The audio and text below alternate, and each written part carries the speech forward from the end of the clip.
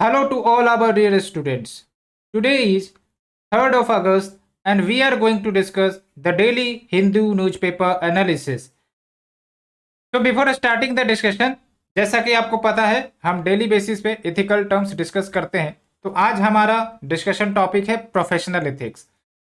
पिछले लेक्चर में मैंने आपको पर्सनल एथिक्स बताया था, जिसके तहत जो आपकी कुछ मोरल वैल्यूज होती हैं या फिर इथिकल स्टैंडर्ड्स होते हैं वो आप अपने एक्शन में लाते हो तो उसे हम पर्सनल एथिक्स का नाम देते हैं। प्रोफेशनल एथिक्स नाम से ही पता चल रहा है कि जो भी आपके इथिकल स्टैंडर्ड्स है जो कंपनी के क्रेडिबिलिटी को बढ़ाती है, तो जब हम उसको अप्लाई करते हैं वर्क कल्चर में तो वो आपका प्रोफेशनल एथिक्स कहलाता है। डिफरेंट कंपनीज के अपने अपने एथिकल स्टैंडर्ड्स या एथिकल वैल्यूज होते होंगे, तो जब उसे हम वर्क कल्चर में अप्लाई करते हैं, पब्लिक प्लेसेस में अप्लाई करते हैं, तो वो आपका प्रोफेशनल एथिक्स कहलाता है। इससे कंपनी की क्रेडिबिलिटी बढ़ती है, रेपुटेशन बढ़ता है एंड फिर बिजनेस एक्सपेंशन में भी काफ़ी मदद मिलती है। जैसे इंडिया में इन्फोसिस है, टाटा है, ये बड़ी कंपनी है और ये अपने वर्क कल्चर में जो प्रोफेशनल एथिक्स है उसको अच्छी तरीके से इम्प्लीमेंट करवा पाते हैं। एंड सबसे इंपॉर्टेंट प्रिंसिपल उनका रहता है इंटीग्रिटी एंड ट्रांसपेरेंसी। आप समझो, जिस कंपनी में इंटीग्रिटी नहीं रहेगी या फिर ट्रांसपेरेंसी की कमी रहेगी तो वहाँ पर करप्शन जैसी संभावनाएं बढ़ जाएंगी। ये सिर्फ प्राइवेट कंपनी के लिए ही लागू नहीं होती है, but also are applicable for the government services, government companies as well. ठीक है, तो दैट्स वाई जो प्रोफेशनल एथिक्स है, जब आप पब्लिक लाइफ में इन्वॉल्व होते हो तो वेरियस कंपनीज के जो इथिकल वैल्यूज है उसे पालन करना पड़ता है and that we refer as professional ethics.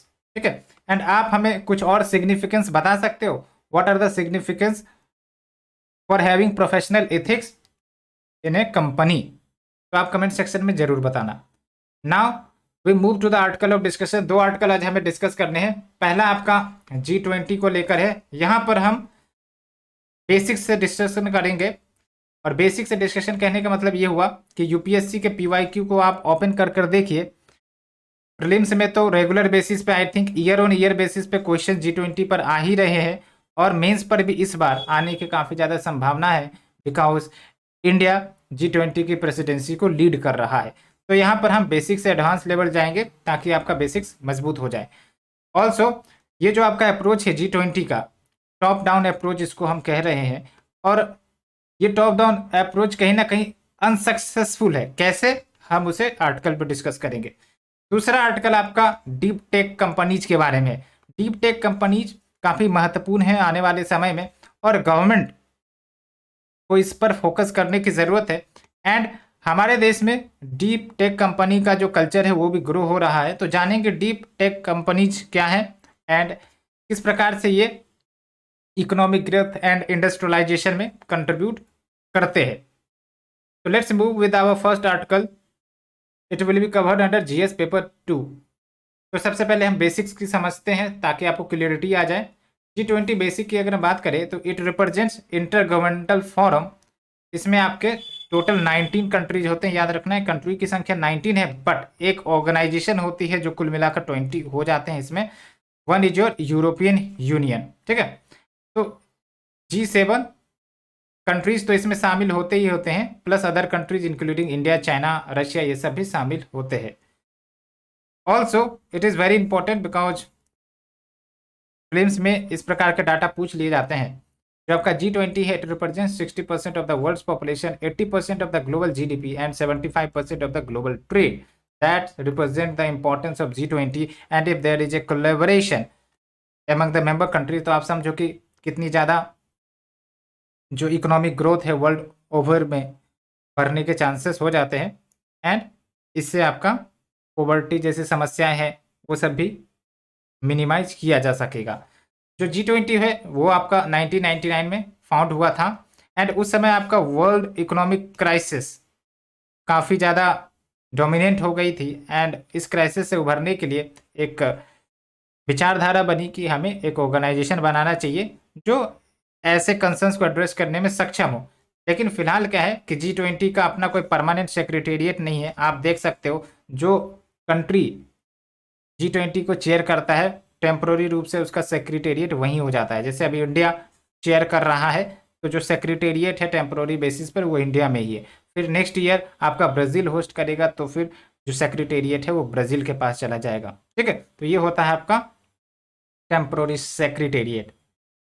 And for the prelims purpose ये ध्यान रखना है कि जो 2024 का समिट है that will be held in Brazil, और 2023 में तो इंडिया में होने ही वाला है। ठीक है, नेक्स्ट मंथ ही, और हम देखेंगे क्या इंपॉर्टेंट आउटकम निकल कर आते हैं, because that will be a very important topic for discussion. तो अब हम चलते हैं कुछ ऑब्जेक्टिव्स जो G20 के हैं। तो पहली बात तो पॉलिसी कोऑर्डिनेशन करना बिटवीन द मेंबर कंट्रीज ताकि economic stability sustainable growth achieve कर सके। मैं आपसे क्वेश्चन पूछता हूँ, what do you mean by sustainable growth, what do you mean by sustainable development, ये जरूर आप क्वेश्चन का आंसर दे। Also to promote financial regulations ताकि जिस प्रकार के इकोनॉमिक क्राइसिस वर्ल्ड ने फेस की उस प्रकार की क्राइसिस ना आए। Also to create a new international financial architecture. And अब हम चलते हैं मेंबर्स के बारे में। मेंबर्स के बारे में यूपीएससी ने ऑलरेडी क्वेश्चन पूछ लिया है, तो आपको ध्यान रखना, कैसे याद रखना है। G7 कंट्रीज को तो आपको पता ही होगा। G7 कंट्रीज में जो आपके मोस्टली डेवलप्ड कंट्रीज है वही आते हैं, जिसमें आपके जापान है, UK, USA, Italy, Germany, France, Canada, तो ये G7 हो गए। और एक और अगर आप ऐड कर देते हो रशिया को तो वो G8 हो जाते हैं। और फिर बाकी आपके जो बचे वो आपके G20 में सदस्य होंगे। ठीक है, तो जैसे आपका अर्जेंटीना है, आप मैप को रिकॉल करने का प्रयास करो वर्ल्ड में तो आपकी चीजें याद होंगी। अर्जेंटीना है, ऑस्ट्रेलिया है, Brazil, China, European Union, it is not a country, it is an organization. फिर इंडिया है, Indonesia, Mexico, Saudi Arabia, South Africa, South Korea, तुर्की, सिंगापुर मेंबर नहीं है। और कौन कौन से South East Asian countries member नहीं है, आप हमें यहाँ से ऑब्जर्व कर बता सकते हो कमेंट सेक्शन में। So friends, let's move to the article discussion. तो बेसिकली राइटर शुरुआत में तो G20 के बारे में बोलते हैं कि वो इंडिया में ऑर्गेनाइज की जा रही है, बट जो राइटर मेन इशू रेज करते हैं दैट इज कि वर्ल्ड जो है आपका डिफिकल्ट सिचुएशन से गुजर रहा है। That is world over we are seeing the rising conflict like Russia Ukraine war या फिर यूएस चाइना ट्रेड वॉर। और दूसरी तरफ भारत जो है वो ह्यूमैनिटी पर फोकस कर रहा है कि किस प्रकार से जो डेवलपिंग कंट्रीज है, जो ग्लोबल साउथ है, जो काफ़ी ज़्यादा अंडर डेवलप्ड कंडीशन में है, तो वहाँ पर डेवलपमेंट लाया जाए, वहाँ पर आपका इक्वलिटी प्रमोट किया जाए, इकोनॉमिक ग्रोथ प्रमोट किया जाए। लेकिन जो बड़ी बड़ी कंट्रीज है वो अपने ही मुद्दे में लेकर फंसी पड़ी है। ठीक है, दैट्स वाई जो ह्यूमैनिटी है it can not carry on the way it is. Simply कहे तो जिस प्रकार से हम इकोनॉमिक ग्रोथ पर फोकस कर रहे हैं वो इकोनॉमिक ग्रोथ इक्विटेबल नहीं है, सस्टेनेबल नहीं है। बिकॉज यहाँ पर क्या देखने को मिलता है कि कुछ लिमिटेड कंट्रीज ही ग्रो कर रहे हैं और बाकी जो कंट्रीज है वो बेसिकली पीछे जाते जा रहे हैं in terms of development, in terms of progress. तो ऐसे तो नहीं चलेगा ना, यहाँ पर आपको इक्विटेबिलिटी प्रमोट करने की ज़रूरत होगी। दैट्स वाई ये जो हम इकोनॉमिक ग्रोथ पर फोकस करते रहते हैं, जो भी कंट्रीज है इकोनॉमिक ग्रोथ पर फोकस करती है उसको चेंज करना पड़ेगा, स्ट्रेटजी चेंज करने की ज़रूरत है। And the strategy should focus on equitability and sustainability. And जो इकोनॉमिक्स है वो वैसे तो वेरियस डाटा लेकर आते हैं कि भाई साहब पॉवर्टी रिड्यूस हो रहा है, इनकम जो है इंक्रीज हो रहा है, बट दैट्स नॉट ट्रू। आपको ग्राउंड पर आके देखना पड़ेगा कि रियलिटी क्या है। सिर्फ स्टैटिस्टिक्स से ये सुनिश्चित नहीं हो जाता है कि ये जो गरीबी है या फिर जो आपका हंगर है, ये सब जो सिचुएशन है उसमें सुधार आ रही है। It can not reveal because local uncertainties होती है, लोकल कंसर्न्स डिफरेंट होते हैं that may not be recognised by the statisticians. Also बहुत सारे मुद्दे हैं जो काफ़ी तेज़ी से कंसर्न्स रेज कर रहे हैं, जैसे क्लाइमेट चेंज है, ग्लोबल वार्मिंग का मुद्दा है। ठीक है, तो इन सब पर भी ध्यान नहीं दिया जा रहा है। दैट्स वाई ये जो आपका फोकस है कि economic growth that should not be the core principle. There should be a diversion on the principle and there should be a focus on sustainable and equitable growth. And फिर एक report की बात निकल कर आती है कि जो आपका मैकेंसी ग्लोबल इंस्टीट्यूट रिपोर्ट है, इसमें क्या बात निकल कर आ रही है कि जो आपका जीडीपी का ग्रोथ होता है किसी भी देश में, ठीक है, तो वो आपका सिर्फ 20% प्रोग्रेस को ही रिप्रेजेंट करता है। बाकी जो 80% प्रोग्रेस है वो लोकल एंड स्पेसिफिक होते हैं, वो रिकॉर्ड भी नहीं होते हैं। ठीक है, इसका मतलब क्या है कि जो आपका लोकल कंसर्न है वो कहीं ना कहीं पीछे रह जाता है, वो कहीं ना कहीं फ्रंट पेज पर नहीं आ पाता है। दैट्स वाई ये जो आपका प्रेजेंट थ्योरी जिस पर पूरी इकोनॉमी बेस्ड है, that is your top down approach, कि भाई साहब ऊपर से कंट्रोल होगा चीजें और फिर नीचे वो डिवॉल्व होंगी। ठीक है, तो ये अप्रोच ही गलत है।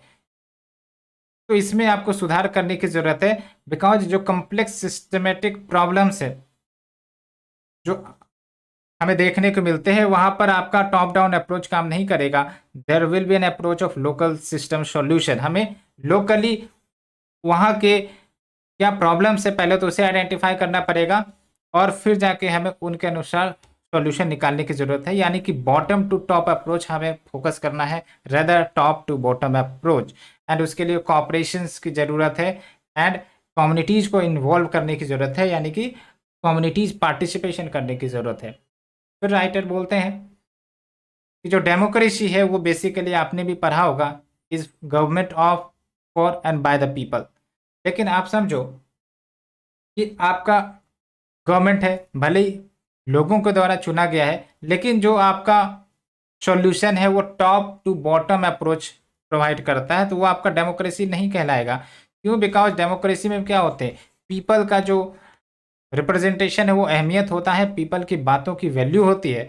एंड जो भी आपके चैलेंजेज है, अगर उस चैलेंजेज में पीपल इन्वॉल्व होते हैं to sort out the challenges, that will represent the true democracy, nothing कि आपका जो टॉप डाउन अप्रोच है। इसलिए गवर्नमेंट को पीपल को इन्वॉल्व करने की ज़रूरत है। एंड अभी फिलहाल जो G20 समिट होने वाला है प्रगति मैदान में, जो कि आपका दिल्ली में है, एंड इसके लिए नया वेन्यू का भी इनॉग्रेशन किया गया है। तो यहाँ से तो जाहिर सी बात है कि डिस्कशन होगा, डेलिब्रेशन होगा एंड एक डिक्लेरेशन भी निकलेगा बाय द मेंबर कंट्री।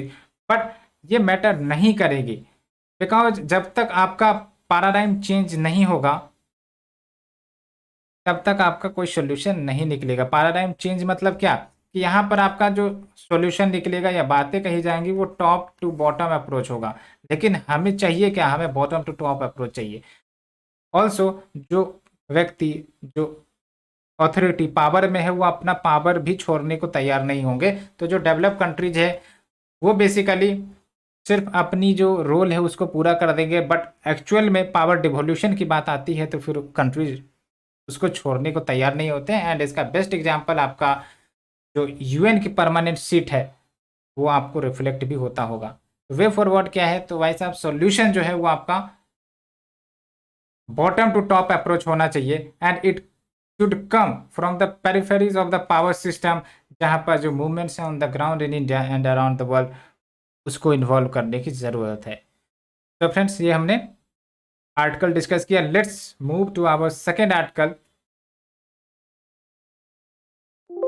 अच्छा, कुछ पॉइंट रह गए हैं उसे भी डिस्कस कर लेते हैं। हाँ, एक बात यहाँ पर निकल कर आती है कि जो SDG का गोल है, सस्टेनेबल डेवलपमेंट गोल, जो हमें 2030 तक अचीव करना है, तो वो भी अचीव होने में दिक्कतें होंगी। बिकॉज हम क्या कर रहे हैं ना, सेम अप्रोच से सॉल्यूशन निकालने का प्रयास कर रहे हैं। अप्रोच क्या हम रख रहे हैं, इकोनॉमिक ग्रोथ का। लेकिन सिर्फ इकोनॉमिक ग्रोथ से ये आपका सस्टेनेबल डेवलपमेंट गोल जो है वो अचीव नहीं हो पाएगा। क्यों नहीं हो पाएगा? बिकॉज पहली बात तो ये कि इकोनॉमिक ग्रोथ जो है वो आपका इकोनॉमिकली डोमिनेटेड है, दैट डजेंट वैल्यूज डेवलपमेंट। ठीक है, दैट्स वाई आप देखो कि जो डेवलप कंट्रीज है वो और ज़्यादा रिचर होते जा रहे हैं and there is a rise in divide between global south and rich north. तो इसीलिए आपको अप्रोच चेंज करने की ज़रूरत है। एंड हमें अगर पता है कि इस प्रकार से सॉल्यूशन नहीं निकलेगा तो doing the same solution will not benefit. तो ये बात है। और इतना ही नहीं, जो आपका SDG गोल है इसमें भले ही 17 गोल्स है जो अचीव करने, 17 goals represents the 17 problems that the world is facing. ठीक है, तो अगर हम एक एक गोल की तरफ जाए तो उसमें वेरियस डायमेंशंस है एंड वो डिपेंड करते हैं लोकल रीजन्स पर। तो that's Y one size fits for all did not help in providing solution. तो इसलिए यहाँ से निकल कर आती है कि हमें बॉटम टू टॉप अप्रोच की तरफ जाने की ज़रूरत है। So we have completed the first article. Let's move to our second article that will be covered under GS paper 3, deep tech startups taking brave risk. तो यहाँ पर हम सबसे पहले समझेंगे कि डीप टेक स्टार्टअप क्या है। वैसे तो आपने काफ़ी बार ऑनलाइन शॉपिंग किया होगा ई कॉमर्स प्लेटफॉर्म पर, लाइक अमेजन, फ्लिपकार्ट। तो क्या ये डीप टेक स्टार्टअप्स है? नहीं, ये तो आपके ई कॉमर्स वेबसाइट्स है, ये आपकी इंटरनेट का एक इन्हेंस्ड वर्जन है। लेकिन डीप टेक स्टार्टअप्स आपका रोबोटिक्स का फील्ड हो गया, आर्टिफिशियल इंटेलिजेंस का फील्ड हो गया, ड्रोन का फील्ड हो गया, एविएशन का फील्ड हो गया, ये सब आपका डीप टेक स्टार्टअप्स है। और इस प्रकार के जो डिमांड है वो काफ़ी बढ़ने वाली है, because the world is going to have a concept of all these in the coming years. तो दैट्स वाई गवर्नमेंट को डीप टेक स्टार्टअप्स प्रमोट करने की ज़रूरत है।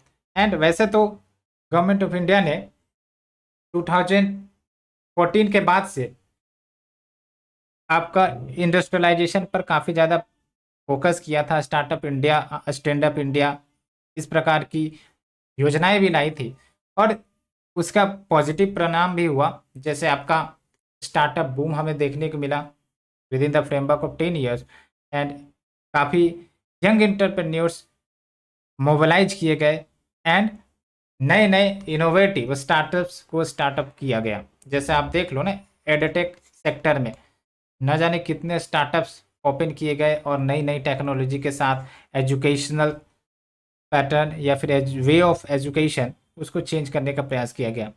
वही बात है। ऑल्सो जो स्टार्टअप है it is not limited to metro cities, यानी कि टीयर 2 टीयर 3 सिटीज़ में भी स्टार्टअप्स हमें देखने को मिल रहा है। रूरल एरियाज़ में भी स्टार्टअप का ग्रोथ हमें देखने को मिल रहा है।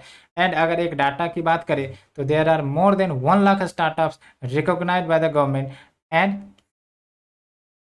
मोस्टली आपका टीयर 2 टीयर 3 सिटीज़ में आ रहे हैं। तो ऐसा मतलब ये नहीं है कि सिर्फ और सिर्फ स्टार्टअप मेट्रो सिटीज़ में ही ग्रो कर रहे हैं, they are expanding their dimensions and the area. तो वही बात है, ये सब तो चलो अच्छी है। अब जो है स्टार्टअप सिर्फ consumer internet and e commerce पर ही फोकस नहीं कर रही है, but they are going beyond, that is they are focusing on deep technology areas. जैसे मैंने आपको बताया, remote sensing, artificial intelligence, robotics, biotech, pharma sector, electrical vehicles, drones, defence, telecommunication, semiconductor, इन सब की अहमियत मान के चलो कि काफ़ी बढ़ रही है। अब सेमीकंडक्टर की बात करते हैं, वर्ल्ड में अब मोबाइल के आगमन को देखो, लैपटॉप या फिर कंप्यूटर्स या फिर आपके सुपर कंप्यूटर, ये सब आपके सेमीकंडक्टर पर ही तो चलते हैं। इलेक्ट्रिक व्हीकल्स की डिमांड भी बढ़ने वाली है because of the concerns related to the climate change. Also defence sector, जो कि आपका भारत की एक बहुत बड़ी रिक्वायरमेंट भी है और हम काफ़ी ज़्यादा वैल्यू में इंपोर्ट भी करते हैं। तो अगर ये सब जो सेक्टर है वो इंडिया में ही ग्रोथ होने लगे, इंडिया में ही वेरियस स्टार्टअप्स इन सब पर प्रमोशन करने लगे, तो आप समझो कि भारत की जो डिमांड है वो तो फुलफिल होगी ही होगी। वर्ल्ड लेवल पर भारत जो है एक हब बनकर आएगा डीप टेक प्रोडक्शन प्रोवाइड करने में, ठीक है। And also it impacts many more sectors of the economy and it will also bring deeper industrialization in the newer areas and more jobs will be created. So it is opening a new avenues for science and technology discoveries in the public sector labs to reach the market. And कुछ stories आप देख सकते हो, जैसे IIT Madras का research park है, इसने लगभग 200 डीप टेक कंपनीज को इनक्यूबेट किया, यानी कि आप समझो प्रमोट किया, ठीक है। इनको वेरियस हेल्प प्रोवाइड की जाती है वाया दिस इनक्यूबेशन सेंटर ताकि ये ग्रो कर सके। एंड उसके बाद ये जो आपके 200 डीप टेक कंपनीज थी, इनकी अगर वैल्यूशन देखें तो 50,000 करोड़ से भी ज़्यादा थी। तो कहने का मतलब ये हुआ कि ऐसा नहीं है कि भारत में डीप टेक स्टार्टअप्स को प्रमोट नहीं किए जा रहे हैं, काफ़ी तेज़ी से प्रमोट किए जा रहे हैं। Also various examples like 7 deep biotech startups ने मोर देन 550 करोड़ रेज किया। तो इम्पोर्टेंस तो काफ़ी ज़्यादा है।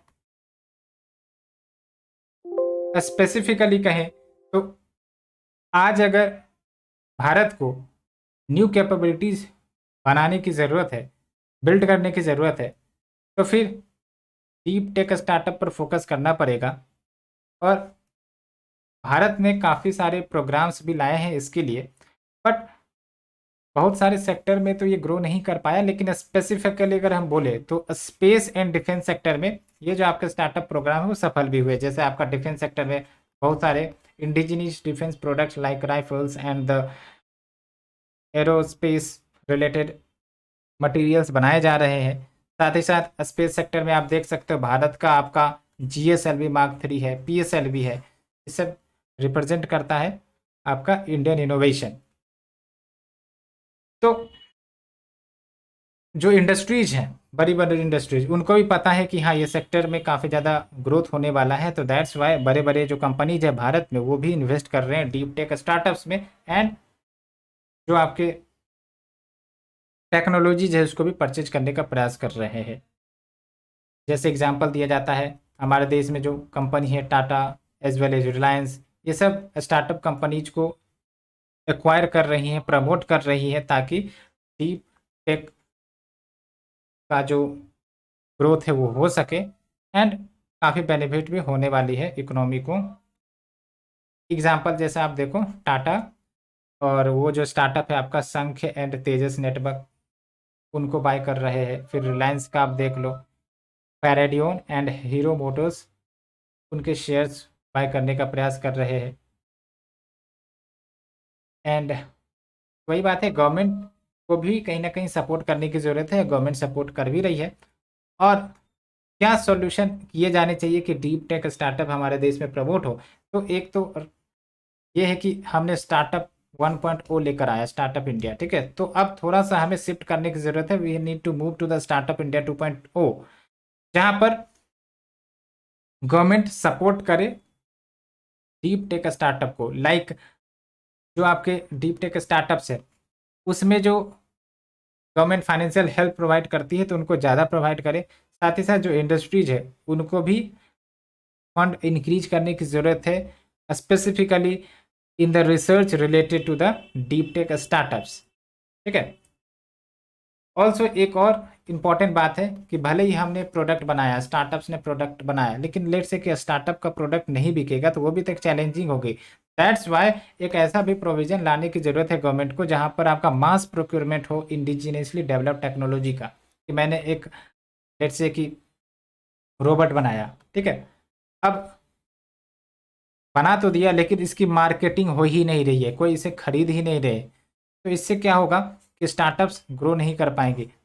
जबकि शुरुआत में क्या होता है, कंपनीज को पैसे चाहिए होते हैं, उनका ब्रांड बनाने के लिए समय लगता है, तो एक्सपोर्ट तो वैसे भी नहीं कर पाएंगे।